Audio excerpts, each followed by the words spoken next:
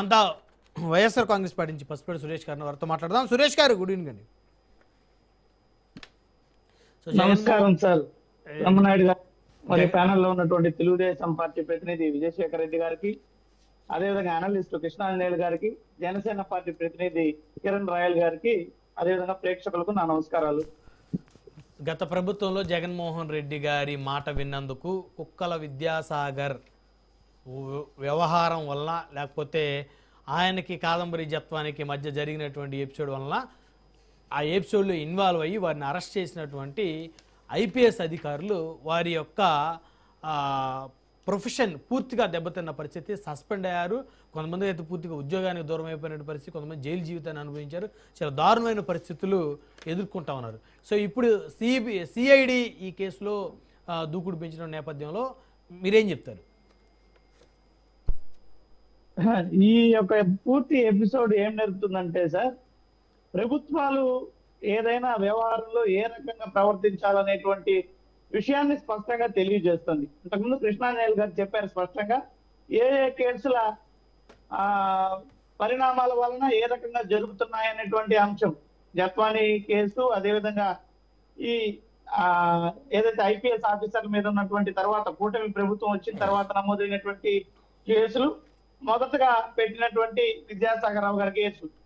So ఇక్కడ మనం ఏది చూసినా కూడా మొదటగా ఈ విద్యాసాగర్ అనేటువంటి వ్యక్తి పెట్టినటువంటి కేసు ఏంటి, నన్ను బ్లాక్ మెయిల్ చేస్తుంది, డబ్బులు డిమాండ్ చేస్తుంది అనేటువంటి ఆరోపణ చేయడము, నా దగ్గర బ్లాక్ మెయిల్ చేసి డబ్బులు కూడా తీసుకున్నది అన్నటువంటి ఆరోపణ చేశారు. ప్రధానంగా మొట్టమొదటిగా జరిగినటువంటి కేసు పరిణామం అది.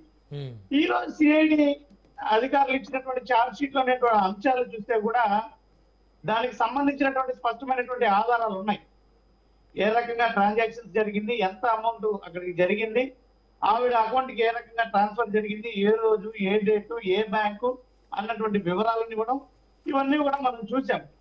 ఇక్కడ నేనేం చెప్తున్నానంటే, వ్యవస్థలు ఎప్పుడు కూడా రాజకీయ నాయకుల ప్రేరేపితంగా ఉండకుండా పారదర్శకంగా విచారణ జరగాల్సినటువంటి అవసరం ఉందని స్పష్టంగా ఇప్పుడు అర్థమవుతుంది. ఎందుకంటే ఈ రకంగా సంబంధం లేనటువంటి వ్యక్తులు బాధింపబడాల్సినటువంటి పరిస్థితి వస్తుంది, వాళ్ళ భవిష్యత్తుతో చెలగాటమాడాల్సినటువంటి పరిస్థితి వస్తుంది. ఈ రోజు వాళ్ళు ఉద్యోగాన్ని కోల్పోయినటువంటి పరిస్థితి. విద్యాసాగర్ అనేటువంటి వ్యక్తి దాదాపు 76 రోజులు రిమాండ్ లో ఉండాల్సినటువంటి పరిస్థితి వచ్చింది. అనేక మంది ఈ రోజు చూసాం, కొన్ని ఛానళ్లు చేసినటువంటి అత్యుత్సాహం వలన మహిళా సంఘాలను కూడా తప్పుదోవ పట్టించినటువంటి పరిస్థితి కదా. ఇప్పుడు దీని మీద రోజుల తరబడి, నెలల తరబడి చర్చల్ని నడిపారు. ఏదో అన్యాయం జరిగిపోయింది, ఇది అక్రమం జరిగిపోయింది, ప్రభుత్వం వేధింపులు అనేటువంటి చర్చల్ని నడిపి మహిళా సంఘాలను కూడా తప్పుదోవ పట్టించినటువంటి పరిస్థితి. మరి ఆనాడు ఆయన తప్పు చేయలేదా? ఇప్పుడు వారి నిబంధనలకు విరుద్ధంగా ఆ ఐపీఎస్ అధికారులు అత్యుత్సాహం చూపించి ఒక మహిళ అయినటువంటి కాదంబరి జత్వానీని వారు తీసుకొని వచ్చి, వారి కుటుంబ సభ్యులను కూడా తీసుకొని వచ్చి వారిని ఇబ్బంది పెట్టి హెరాస్ చేసి టార్చర్ చేశారు అని చెప్పేసి కదా వారిని సస్పెండ్ చేసింది అనేది ఇప్పుడు విజయశేఖర్ రెడ్డి గారు చెప్తున్నటువంటి అంశం. వారు అరెస్ట్ చేసినందుకు కాదు, నిబంధనలను తొంగలో తొక్కి వారు అత్యుత్సాహాన్ని ప్రదర్శించి చేసినటువంటి చర్యలకు అరెస్ట్ అని అంటున్నారు. ఇక్కడ నేను ఒక విషయం చెప్పదలుచుకున్నాను సార్. ఇందాక కృష్ణాంజనేయులు గారు చెప్పినట్టు ఈ కేసు ఆ కేసు విచారణలు ఏ రకంగా ముందుకెళ్తున్నాయో మీరే గమనించండి. ప్రభుత్వం, కూటమి ప్రభుత్వం ఆరోపించినటువంటి విధంగా నిజంగానే ఆ యొక్క ముంబై నటిని వేధించారా, అది అనైతికమా, అక్రమమా, లేదా ప్రొసీజర్ ప్రకారమే నోటీసులు ఇచ్చి అరెస్ట్ చేసి విచారణ చేపట్టామన్నటువంటి అప్పుడు పోలీస్ అధికారులు ఇచ్చినటువంటి వివరణ నమ్మాలా? ఇంతవరకు నిజ నిర్ధారణ అన్నది స్పష్టంగా జరగల. నేను ఇప్పుడు మాట్లాడుతున్నది ఏంటంటే కేవలం ఏదైతే సిఐడి ఛార్జ్ షీట్ లో పొందుపరిచినటువంటి వివరాలు, ఆ కేసు పూర్వాపరాలు. నేను చెప్తున్నది స్పష్టంగా ఏంటంటే ఇక్కడ వ్యవస్థలు పటిష్టంగా పనిచేయాలి. ప్రభుత్వంలో ఎవరున్నా సరే, వైఎస్ఆర్ కాంగ్రెస్ పార్టీ ఉన్నా, లేదా కూటమి ప్రభుత్వం ఉన్నా, లేదా ఇంకొకరున్నా కూడా ఇలాంటి పరిణామాల వలన అనేక మంది నష్టపోవాల్సినటువంటి పరిస్థితి వస్తుంది.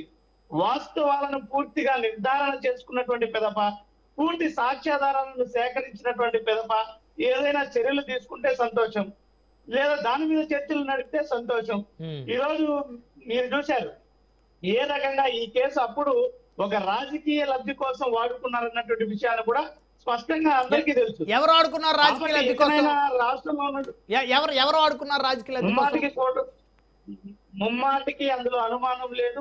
ఇదేమన్నా ఎలక్షన్ సార్ సురేష్ గారు ఒక్క నిమిషం, మేము ఎక్కడైనా ఈ విషయాన్ని ఎలక్షన్ టైంలో ఎక్కడైనా వాడుకున్నామా? ఎక్కడైనా ఇది జరిగిందని చెప్పామా? ప్రభుత్వం వచ్చాకనే అసలు ఇష్యూ బయటకు వచ్చింది. ప్రభుత్వం వచ్చాకనే ఆ జత్వాని అనే వ్యక్తి వచ్చి ప్రభుత్వాన్ని కలిసింది. ఓకే ఓకే ఓకే ఒక నిమిషం, నేను ఒక మాట చెప్తున్నాను సార్.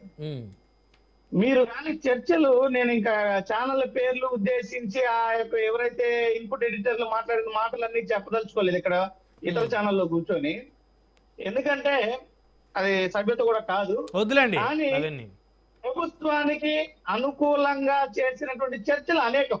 ఓకే, దీంట్లో ఎటువంటి అనుమానం లేదు.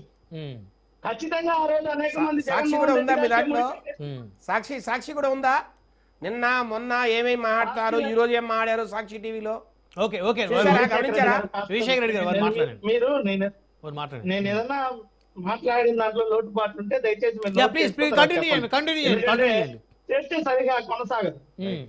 మీరు మాట్లాడేటప్పుడు కూడా ఎక్కడ నేను మిమ్మల్ని ఇబ్బంది పెట్టలేదు. అవును, నేనేమంటున్నానంటే కొంచెం ఏదైనా వ్యవస్థలు తమకున్నటువంటి పరిధుల్ని, తమకున్నటువంటి పద్ధతులని, నియమాలను, నిబంధనలను పాటించి పనిచేయాలి ప్రభుత్వాలు ఏదైనా కూడా సార్, ఏ ప్రభుత్వం వచ్చినా. కానీ ఇక్కడ జరిగింది ఏంటంటే, ఇప్పటి వరకు మీరు అన్నారు, విజయశేఖర రెడ్డి గారు కూడా అన్నారు, ఇంతవరకు వాళ్ళు ఎందుకు కోర్టుకి వెళ్ళారు, హైకోర్టుకి వెళ్ళారు, క్వాష్ చేయమని చెప్పి వెళ్ళారు, వాళ్ళు విచారణ ఎదుర్కోవాలి కదా అని.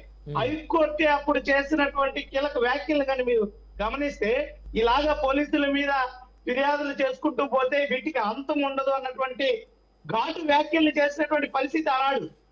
ఏదైతే ఐపీఎస్ అధికారుల మీద నమోదైనటువంటి కేసులను ఉద్దేశించి మీరు చాలా స్పష్టంగా ఒక నటిని అక్కడి నుంచి తీసుకురావడానికి ఎక్కడైనా చట్టవిరుద్ధంగా పనిచేయడానికి అవకాశం ఉంటుందా? అక్కడ ప్రభుత్వాలు ఏం ఖాళీగా కూర్చున్నారా? అక్కడ స్థానికంగా సమాచారం ఇచ్చి ఒక పద్ధతిగా నోటీస్ ఇచ్చి ఏదైతే నియమ నిబంధనలు ఉన్నాయో దాని ప్రకారం నడుచుకున్నామని చెప్పి వాళ్ళు కూడా వాదన హైకోర్టుకి తెలిపినటువంటి పరిస్థితి. మరి ఎవరి వాదనలో వాస్తవం ఉంది, ఎవరి వాదనలో అవాస్తవం ఉంది అన్నది ఇంతవరకు కృష్ణారాయణ గారు చెప్పినట్టు దాంట్లో వాస్తవాలు బయటకు వస్తే కానీ మీరు నేను చెప్పలేనటువంటి పరిస్థితి. కాబట్టి మనం దాని మీద ఒక అభిప్రాయానికి రాలేదు. ఇప్పుడు ఏదైతే వెలుగులోకి వచ్చినా దీనిని బట్టి చూస్తే అసలు స్టార్ట్ అయినటువంటి ఎపిసోడ్ వాస్తవమే, ఆవిడ బ్లాక్ మెయిల్ కి పాల్పడింది అన్నది స్పష్టంగా అర్థమవుతుంది కదా. అతను కూడా నగదు ట్రాన్సాక్షన్లు జరిగాయన్నది స్పష్టంగా అర్థమవుతుంది కదా. మరి అప్పుడు ఆనాడు దీని మీద తప్పుదోవ పట్టించేటువంటి ప్రయత్నం చేసుకోవాలని ఇప్పుడు ఏమనాలి? దీన్ని తప్పుదోవ పట్టించి దీన్ని ఒక రాజకీయ లబ్ధి కోసం దీన్ని కొన్ని రాజకీయ నాయకులకు ఆపాదిస్తూ, పార్టీలకు ఆపాదిస్తూ ఇక్కడ ఏదో జరిగిపోయింది అని మాట్లాడడం సరైనటువంటి విధానం కాదు. నేను ఇప్పుడు కూడా దీన్ని విమర్శగా కాకుండా ఇది ఒక గుణపాఠంగా తీసుకోవాలి ప్రభుత్వం.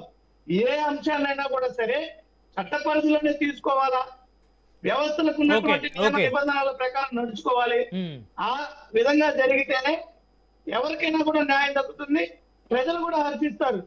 ఏదైనా ఒక వెంటనే ఒక ఘటన వెలుగులోకి వస్తే ప్రతిపక్షాల మీద బురద జల్లాలను లేదా రాజకీయ లబ్ధి పొందాలనో చేస్తే చివరికి ఇలా అవాస్పాలవలసినటువంటి పరిస్థితి వస్తుంది. రైట్, వన్ బై వన్ మాట్లాడదాం. మనతోటి జనసేన పార్టీ రాష్ట్ర అధికార ప్రతినిధి కిరణ్ రాయల్ గారు ఉన్నారు మనతోటి. కొత్త మాట్లాడదాం. కిరణ్ రాయల్ గారు, గుడ్ ఈవినింగ్ సార్. బ్రహ్మనాయుడు గారు, మీ చర్చలోకి వెళ్లే ముందు కొన్ని అంశాలు ఈనాడు పేపర్లో ఈరోజు రాసినటువంటి ప్రధానమైనటువంటి